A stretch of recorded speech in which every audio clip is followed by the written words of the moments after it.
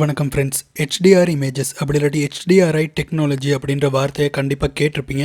Photography செய்கிறவங்களுக்கு கண்டிப்பாக இதை பற்றி தெரிஞ்சிருக்கும். ஸோ இந்த HDRiயோட ஃபுல் மீனிங் தான் ஹை டைனமிக் ரேஞ்ச் இமேஜ். அது இமேஜாக இருந்தால் இமேஜ்னு வரும். அது அந்த ப்ரொசஸை பற்றி பேசுகிறாங்கன்னா ஹை டைனமிக் ரேஞ்ச் இமேஜிங்னு வரும். இந்த ஹை டைனமிக் ரேஞ்ச்னா என்னன்னா, ஒவ்வொரு கேமராக்கும் அந்த கேமரா சென்சரால் கேப்சர் பண்ணக்கூடிய ஒரு மேக்ஸிமம் லெவல் பிரைட்னஸ் இருக்கும், அதே மாதிரி மினிமம் லெவல் பிரைட்னஸ் இருக்கும். ஸோ இப்போ ஸ்க்ரீனில் பார்த்தீங்கன்னா நம்மளோட கண்ணோட இந்த டைனமிக் ரேஞ்சும் ஒரு கேமரா சென்சரோட டைனமிக் ரேஞ்சும் இருக்கு. எலக்ட்ரானிக் டிவைசஸ்ல இந்த கேமரா சென்சர்ஸ்க்கு தான் உண்மையுமே இவ்வளோ பெரிய ஒரு ரேஞ்ச் இருக்கு. மானிட்டர்ஸ் பிரிண்டர்ஸ்க்கெல்லாம் இதை விட ரொம்பவே குறைவு. ஸோ இந்த மாதிரி ஒரு கேமராவால் நீங்கள் இந்த டைனமிக் ரேஞ்சை விட வெளியில் உள்ள ஒரு ரொம்ப பிரைட்டான பொருளையோ அப்படி இல்லாட்டி ஒரு ரொம்ப டார்க்கான பொருளையோ ஃபோட்டோ பிடிக்கவோ இல்லாட்டி வீடியோ எடுக்கவோ ட்ரை பண்ணீங்கன்னா அந்த டைம் வந்து உங்களோட சென்சர் கேப்சர் பண்ணுற மற்ற இடங்கள் எல்லாத்துலேயுமே வந்து டீட்டெயில்ஸ் இல்லாமல் போக ஆரம்பிக்கும். அதாவது இந்த பிரைட்டான பொருளை வந்து கஷ்டப்பட்டு உங்களோட கேமரா சென்சர் ஃபோட்டோ பிடிக்க ட்ரை பண்ணுறனால இந்த மற்ற இடங்களில் உள்ள டீட்டெயில்ஸ் எல்லாம் இல்லாமல் போயிட்டு கிளாரிட்டி குறைஞ்சி பிரைட்னஸும் குறைஞ்சிரும். இதனால தான் நீங்கள் இந்த வீடியோலாம் பார்க்குற நேரம்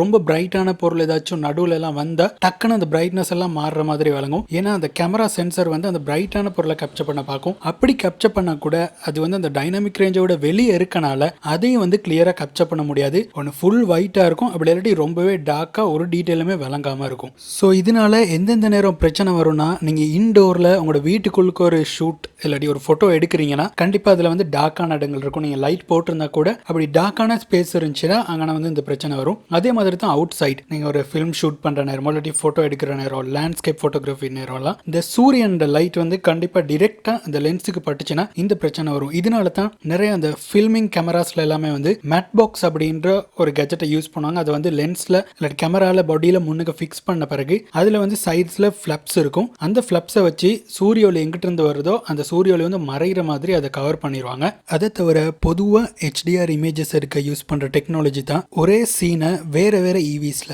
எக்ஸ்போஷர் வேல்யூஸ்ல நிறைய போட்டோஸ் எடுத்து அந்த போட்டோஸ் எல்லாத்தையுமே ஒன்றுக்கு மேல ஒன்று வச்சு கம்பைன் பண்ணி ஒரு ஃபைனல் இமேஜ் உருவாக்குறது. ஸோ இந்த நேரம் சப்போஸ் நம்மளுக்கு அதில் ஒரு ஃப்ரேமில் வந்து எங்கேயாச்சும் ஒரு டீட்டெயில் இல்லாமல் போகுதுன்னா கூட அதை வந்து அதை விட குறைஞ்ச எக்ஸ்போஷர் லெவலில் எடுத்து அந்த ஃபோட்டோவில் இருந்து ரீப்ளேஸ் பண்ணிக்கலாம். இப்படி தான் ஃபைனல் இமேஜ் டெவலப் பண்ணுவாங்க. இது வந்து பொதுவாக ஃபோட்டோஷாப்பில் தான் செய்யுது. பட் இப்போ வந்து நிறையா சாஃப்ட்வேர்லாம் வந்திருக்கு. ஸோ நாங்கள் ஒரேடியாக அந்த ஃபோட்டோஸ் எடுத்துகிட்டு அந்த ஃபோட்டோஸ் எல்லாத்தையுமே அதுக்கு போட்டதும் அது ஆட்டோமேட்டிக்காகவே நல்ல ரிசல்ட்ஸை கடைசியாக ப்ரொடியூஸ் பண்ணி தந்துடும். நான் இந்த மாதிரி HDR இமேஜ் கிரியேட் பண்ணுற டுட்டோரியல்ஸ், நல்ல டுட்டோரியல்ஸ் இருந்தால் அதை வந்து டிஸ்கிரிப்ஷனில் லிங்க் பண்ணுறேன். ஸோ நான் முதல்ல சொல்லியிருந்தேன் கேமரா சென்சஸ்க்கு தான் கொஞ்சம் சரி பெரிய ஒரு டைனாமிக் ரேஞ்ச் இருக்குன்னு. ஸோ அப்படி எடுத்த ஃபோட்டோவை எப்படி நாங்கள் மானிட்டரில் பார்க்குறது, இதுக்கு தான் டோன் மேப்பிங் அப்படின்னு ஒரு டெக்னாலஜி இருக்குது. அதாவது இது வந்து அந்த HDR இமேஜில் உள்ள அந்த ஹை டைனாமிக் ரேஞ்சை கொஞ்சம் கொஞ்சமாக கம்ப்ரெஸ் பண்ணி அந்த மானிட்டருக்கு ஏற்ற மாதிரி ஒரு ரேஞ்சுக்கு கொண்டு வந்துடும். ஸோ அதுக்கு பிறகு நம்மளுக்கு வந்து நார்மலாக ஃபோட்டோ விளங்கும். பட் அப்படி குறைக்கிறனால அதில் டீட்டெயில்ஸ் வந்து லோ டைனாமிக் ரேஞ்சில் எடுத்த ஒரு ஃபோட்டோ மாதிரி குறைவாக இருக்காது.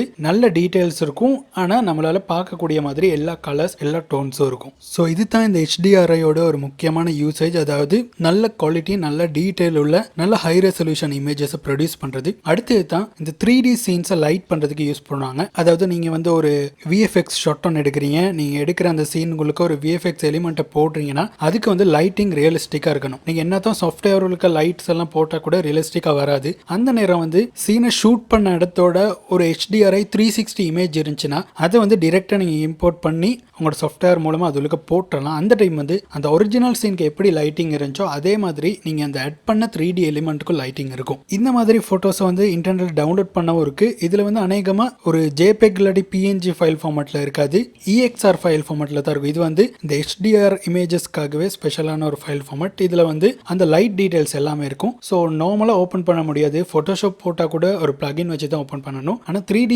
சாஃப்ட்வேர்ஸில் இது வந்து நார்மலாகவே ஓப்பன் ஆகும். அதே மாதிரி தான் HDR இமேஜஸை கம்ப்யூட்டர்லையும் கிரியேட் பண்ணி ரெண்டர் பண்ணலாம். பட் நான் இங்கே சொன்ன பிரச்சனை எதுவுமே வந்து கம்ப்யூட்டரில் இருக்காது. அதனால அது வந்து ஒரு பெரிய ப்ராசஸ் இல்லை. ஸோ கடைசியாக சில பேருக்கு டவுட் வந்திருக்கும், இந்த இமேஜஸில் ஏன் 4 பால்ஸ் வச்சுருக்காங்கன்னு. அந்த 4 பால்ஸுமே வந்து 4 டைப். அதாவது நீங்கள் வந்து அந்த ஃபோட்டோவை அந்த HDR இமேஜை டவுன்லோட் பண்ணி போட்டு செக் பண்ணாமல் அது போட்டால் எப்படி இருக்குன்னு பார்க்குறதுக்கு ஒரு எக்ஸாம்பிள் தான். ஸோ அதில் 4 வகையான பால்ஸ் இருக்குது. ஒன்று டிரான்ஸ்பெரண்ட், மேட், குரோம், கடைசியாக ஒரு க்ளாஸி. நீங்கள் வந்து அந்த இமேஜை போடுறதுக்கு முதல்ல அது போட்டால் எந்த மாதிரி ஒரு எஃபெக்ட் இருக்கும் அப்படின்னு பார்த்துக்கலாம். ஸோ இந்த வீடியோ ஹெல்ப்ஃபுல்லாக இருந்திருக்கும்னு நினைக்கிறேன். அப்படி இருந்துச்சுன்னா மறக்காமல் லைக் பண்ணுங்கள், கமெண்ட் பண்ணுங்கள், சேனலுக்கும் சப்ஸ்கிரைப் பண்ணுங்கள். அடுத்த வீடியோவில் சந்திப்போம்.